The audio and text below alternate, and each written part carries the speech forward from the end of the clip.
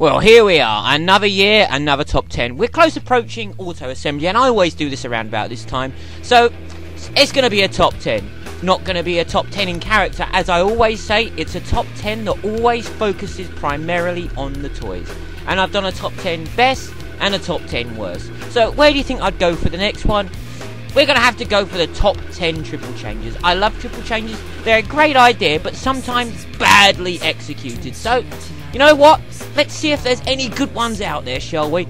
It will be purely focusing on the G1 triple changes. I know there's been Beast Wars and other variations of a triple changing transformer, but you know what? We're focusing on the G1. So let's get going, shall we? Top 10 triple changes.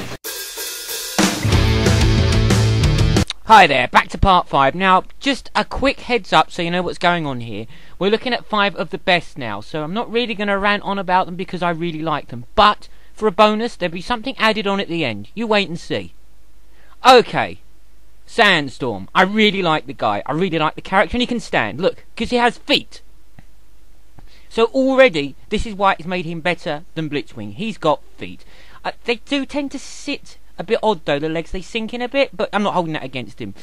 The face is all wrong. I don't know why it's wrong. It is just so wrong, but it does turn.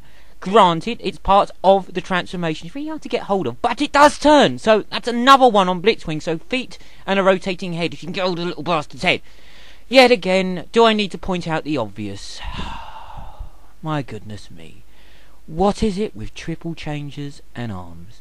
I'll never understand it. Come on, man. Come on. I can't reach her. Alright. Robot mode is slightly better than Blitzwing. But we've got to see his other alt modes, haven't we, to justify why he's here at number 5. So, let's transform him. He really has a good buggy mode. Look at that. I really like it. I like the bizarre nature of the colour scheme on here. That's the only problem. You can always tell that it's got a helicopter. Yes, mine's snapped. You can probably tell. Yes, alright. But that's the only thing that lets it down, is you can tell it's got a helicopter blade at the back. But you know what? It doesn't detract from the car. I really like the car, and it rolls so well. I mean, I'm never one to point out the bleeding obvious, but yeah, it's got wheels and it rolls.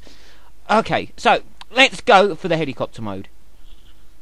Okay, it's a weird transformation, and he has 4 propeller blades. I'm not sure if that's something significant with this type of helicopters, because I know nothing about helicopters. And as you can see, he's a great little helicopter. I really don't want to and can't fault him.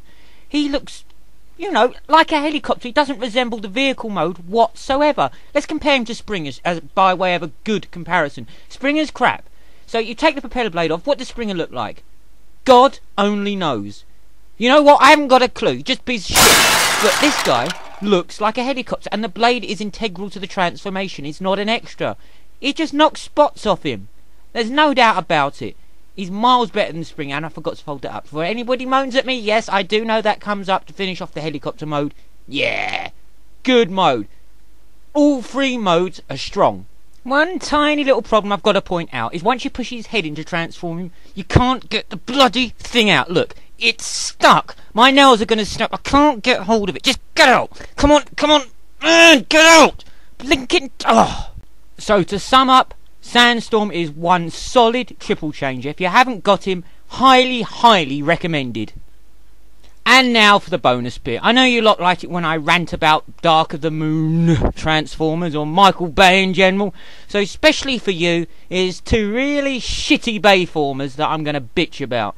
And if you don't like me bitching about them, stop the video now. Okay, 2 Bayformers for me to look at, but I don't want to look at them just yet. I just want to, you know, think on the name. Dark of the Moon. Transformers Dark of the Moon. What a shit name. Should be called Dark Side of the Moon. Michael Bay, you're an idiot. But I have an idea or a hypothesis of why he's gone for that name. And if you'll indulge me, if he called it Dark Side of the Moon, that would be a long title. Dark of the Moon is shorter. And the demographic audience which he's trying to make this film appeal to have a very short attention span. And I think Michael Bay knows this. So what he's done is this. He's thought, well, if we do Dark Side of the Moon, they're going to lose interest in reading the name. You know what? Let's go for Dark of the Moon. So Transformers Dark of the Moon, they won't get bored reading the name of the film. See what I mean? So if they read Transformers Dark of the Moon, they go, yeah, okay, let's go and see it. Read Transformers dark side. Oh, we've lost interest. Let's go and see Hangover Part 2. That's what would happen. So he had to keep the name short so they wouldn't lose, you know, their attention span, which is like 3 seconds for anything Michael Bay does. Alright, and the second one, which is possibly even worse. This time, he's got no Megan Fox. So he's got to rely on this newcomer. This bland, boring, dull as ditchwater British model. She can't act. She cannot act. She's like a waxwork doll. She is wooden as hell. Hey, if she was any more wooden, you could carve her out and make a bookcase. She cannot act. She's horrible. I can't stand her. You know what? Megan Fox, come back, all's forgiven. But in doing so, Michael Bay must have blown a huge amount of the budget getting hold of this stupid ass actress who can't act because she's a model and she's made out of wood. Man! Now on to the toy. Jolt. Should have been called Fault. Look at this. Look, there's just one big, huge amount of grey, shitty plastic. His feet, no detail at all. I suppose he has feet, but you know what? The hell, who cares? He's got a gimmick. I hate gimmicks, so get rid of that instantly. Look at the state of this. There's nothing to hold the arm onto the wheel. It just pivots around here on one hinge. That won't last very long in children's hands, I can tell you. Look at all this kibble on the back. Look at this thing. It's abysmal. It has one of the most needlessly complex transformations for such a shitty little toy. I mean, what are they thinking? This isn't fun. This is torture. The only way I can describe to you the torture of it is this. It's like watching Revenge of the Fallen without Megan Fox in it. It's that bad. I'll be honest, I spent ages transforming it, and look, I can't get this bloody head back underneath the boot, and it's just pissing me off. Okay, so you thought that one was bad. Wait till you get a load of this guy. Crankcase. Flipping nutcase, man. This thing's a piece of shit. Alright, so this crankcase, shitcase, nutcase, whatever the hell you want to call him. Look, take a look at his stupid face. Do you know what that looks like? It looks like the love child of Barricade and Predator. My God, this thing's ugly. And if you thought the transformation of Jolt was shit, you ain't seen nothing yet. This thing is a nightmare. Do you know what I can compare it to? You know what I compared it to with Jolt was pretty bad? Well, let's see what we compare this guy to, shall we? It's as bad as watching Revenge of the Fallen with no Megan Fox in 3D while nursing a hangover from the night before. It's that freaking bad! Everything about this toy really ticks me off.